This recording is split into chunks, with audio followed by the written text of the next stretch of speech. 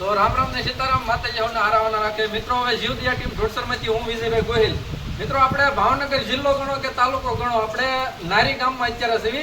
તો મિત્રો, આપણે નારી ગામમાં મોક્ષ મંદિર એટલે કે જ્યાં આપણે સીધો મોક્ષ લેવાનો હોય, જે આપણે મંદિર ગણાય, એ મંદિરની જગ્યા ઉપર અત્યારે અમે છીએ. પણ મિત્રો, આ જગ્યા છે ને તમને આમ એક નંબર જગ્યા છે, કાંઈ ઘટે નહીં એવી છે.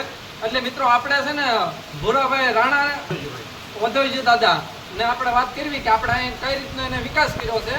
બાકી આપણે ઓધો દાદા આપણને વાત કરી શકીએ. ટ્રસ્ટ છે એ 2022 શરૂ થયું છે અને ટ્રસ્ટમાં અમારા 11 ટ્રસ્ટીઓ છે. નિયમિત દર 3 મહિને અમે મિટિંગ કરીએ છીએ. અમારા ઓદાભાઈ છે એ અમારા પાયોનિયર છે, મુખ્ય વ્યવસ્થાપક તરીકે પણ એ રોજે રોજ એની હાજરી હોય છે.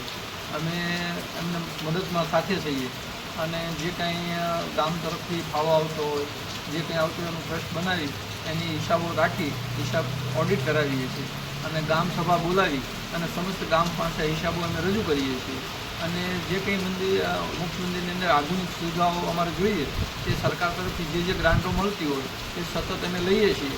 અને પ્લસ ગામના પણ લોકોનો સારો એવો અમને સહકાર છે અને સરસ મજાનું કામ છે એ અમે અત્યારે મોક્ષ મંદિરમાં કરીએ છીએ.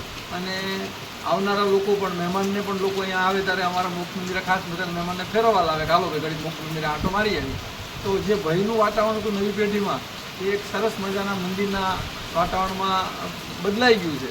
અને અહીંયા બાળકો પણ રમે, વડીલો પણ આવે અને બહેનો પણ દર પૂર્ણિમે કીર્તન કરવા માટે પણ અહીંયા અમારા મોક્ષ મંદિરે આવે. તો આવું એક સરસ મજાનું એનું કામ કરીએ છીએ અને બધા સાથે મળી અને આવું એક છે એવું આવું દરેક ગામમાં થાય એવી અમારી લાગણી અને શુભેચ્છાઓ છે. અસ્તુ.